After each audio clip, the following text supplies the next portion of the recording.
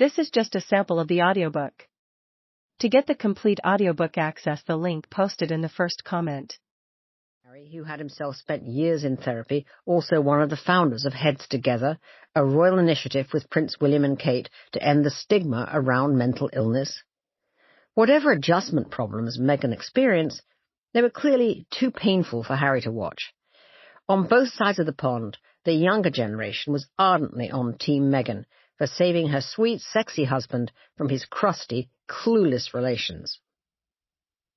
Less discussed were Meghan's puzzling, and to me fascinating, comments about her lack of preparation for royal life. "I didn't fully understand what the job was," she told Oprah. "What does it mean to be a working royal? What do you do? As Americans especially, what you do know about the royals is what you read in fairy tales. I grew up in LA. You see celebrities all the time. This is not the same, but it's very easy, especially as an American, to go, these are famous people. But this is a completely different ballgame." Yes. The notion that the countryside-rooted, duty-obsessed, tradition-bound senior members of the British royal family bear any resemblance at all to Hollywood celebrities is head-explodingly off track.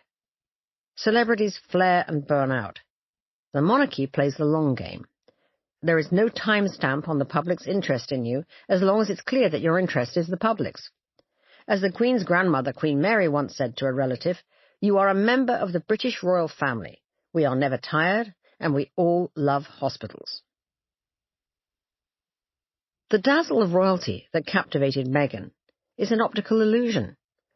It was hard for her to grasp that the organic lemon and elderflower dessert served at her fairy tale Windsor Castle wedding was Alice in Wonderland's Eat Me cake. Even as she became a bigger and bigger star on the global stage, she would have to simultaneously shrink into the voiceless requirements of service to the crown. Meghan's curious failure to prepare for a vocation that was the royal equivalent of taking the veil was a surprise to many of her former colleagues on the USA Network show Suits, where she appeared as a supporting player for 7 years. According to a colleague on the show, Meghan as an actress had always been known for, quote, doing her homework, exhaustively grilling anyone who could help her for notes. It's baffling she did not do the same for the most important role of her life. The main reason that Diana's Mr. Wonderful, the heart surgeon Hasnat Khan, whom she dated after her separation from Charles, didn't want to marry her, is that he knew he couldn't live with being traduced every day on the front pages of the tabloids.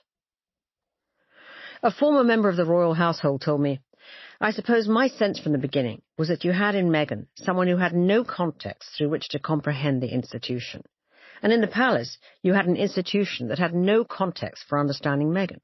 So you had this huge problem of two worlds colliding that had no previous experience of each other." The British monarchy is a more than 1,000-year-old institution with a 96-year-old CEO and a septuagenarian waiting in the wings. It cannot be expected to be nimble. It builds its social capital with steady, incremental acts of unexciting duty. Every so often, the glacier moves, usually after a resounding shock to the system. The abdication of Edward VIII to marry the divorced American Wallis Simpson, when it tightened to repel any more intruders. The death of Diana and the ensuing public hysteria, when it reassessed and quietly became more accessible. And the crisis of Megxit, when the Duke and Duchess of Sussex made a choice between the Commonwealth and Netflix and followed the money. It will be several years before we know how seriously the monarchy has reckoned with its failures to reflect the diversity of the country it symbolizes and works for. But change it will. The backstory of what propelled the British monarchy from the era when Princess Margaret could not marry the man she loved in 1955 because he was divorced, to 26 years later when Prince Charles was made to marry a 20-year-old virgin with a suitable pedigree, to the momentous milestone of 2018 when a divorced biracial American received the Queen's blessing to marry her grandson. All are potent reminders that the monarchy's prime goal is to survive. "I didn't do any research," Meghan admitted to Oprah in the interview. I did. Over 2 years, in person and over Zoom, as the COVID-19 pandemic descended, I talked to more than 120 people, many of whom have been intimately involved with the senior royals and their households during the turbulent years since Diana died. My focus for this book is the ensuing 25 years up until today, but as we shall discover, the fascination of monarchy is that its themes